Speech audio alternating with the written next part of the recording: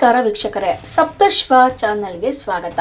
ಉತ್ತರ ಪ್ರದೇಶದ ಸಹರಾನ್ಪುರದಲ್ಲಿ living relation ನಡುವೆ ಸಂಭವಿಸಿದ ಭಯಾನಕ ಘಟನೆ ದೇಶವನ್ನೇ ಸಂಕಟಗೊಳಿಸಿದೆ. ಟ್ಯಾಕ್ಸಿ ಡ್ರೈವರ್ ಬಿಲಾಲ್ ಮತ್ತು ಉಮಾ ಲಿವ್ ಇನ್ ರಿಲೇಷನ್ ನಲ್ಲಿ ಇದ್ರು. 30 ವರ್ಷದ ಉಮಾ ತನ್ನ ಮಾಜಿ ಪತಿ ಜಾನಿ ಮತ್ತು 13 ವರ್ಷದ ಮಗನನ್ನು ಬಿಟ್ಟು ಬಿಲಾಲ್ ಜೊತೆ ಉಳಿದಿದ್ದಾಳೆ. ಆದ್ರೆ ಬಿಲಾಲ್ ಮತ್ತೊಬ್ಬ ಹುಡುಗಿಯೊಂದಿಗೆ ಮದುವೆ ನಿಶ್ಚಯ ಮಾಡಿಕೊಂಡಿದ್ದಾಗ ಉಮಾ ತನ್ನನ್ನು ಮದುವೆ ಮಾಡಲು ಒತ್ತಡ ಹಾಕ್ತಾ ಇದ್ಲಂತೆ. ಕೋಪಗೊಂಡ ಬಿಲಾಲ್ ಉಮಾಳನ್ನು ತನ್ನ ಕಾರಿನಲ್ಲಿಯೇ ಹತ್ತಿಸಿಕೊಂಡು ಹಿಮಾಚಲ ಪ್ರದೇಶಕ್ಕೆ ಹೋಗೋಣವೆಂದು ಸೇರಿಸಿ ಅತಿ ಕ್ರೂರವಾಗಿ ಉಮಾಳ ತಲೆಯನ್ನು ಕತ್ತರಿಸಿ ಮೃತದೇಹವನ್ನು ಚೀಲದಲ್ಲಿ ತುಂಬಿ ಹರಿಯಾಣ ಗಡಿಯಲ್ಲಿ ಬಿಸಾಕಿದ್ದಾನೆ. ಈ ದಾರುಣ ಘಟನೆಯ ನಂತರ ಪೊಲೀಸರು ತಕ್ಷಣ ಕ್ರಮ ಕೈಗೊಂಡು ಆರೋಪಿ ಬಿಲಾಲ್ ನನ್ನು ಬಂಧಿಸಿ ಜೈಲಿಗೆ ಕಳಿಸಿದ್ದಾರೆ. ಈ ಘಟನೆ ಲಿವಿಂಗ್ ರಿಲೇಶನ್ಶಿಪ್ ನಲ್ಲಿ ಎಚ್ಚರಿಕೆಯ ಅಗತ್ಯವಿರುವುದನ್ನು ಹಾಗೂ ಸಂಬಂಧಗಳು ನಿಯಂತ್ರಣ ಕಳೆದುಕೊಂಡಾಗ ಎಷ್ಟು ಅಪಾಯ ಸಂಭವಿಸಬಹುದೆಂಬುದನ್ನು ತಿಳಿಸುತ್ತದೆ.